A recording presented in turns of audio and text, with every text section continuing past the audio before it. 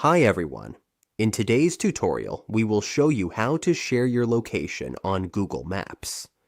Whether we want friends or family to track our location temporarily or in real time, this tutorial will help us do it quickly and safely.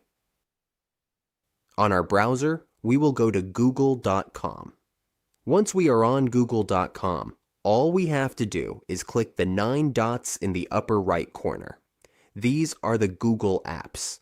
When a pop-up window appears, we will see Google Maps. All we have to do is click on Google Maps. Now, we just need to click on the location we want to share.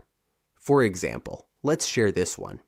Once we click on it, the details of the location will appear.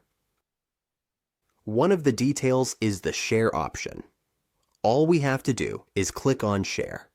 From here, we can copy the link, email it, share it on WhatsApp, or even get an embed map to make it easier to check.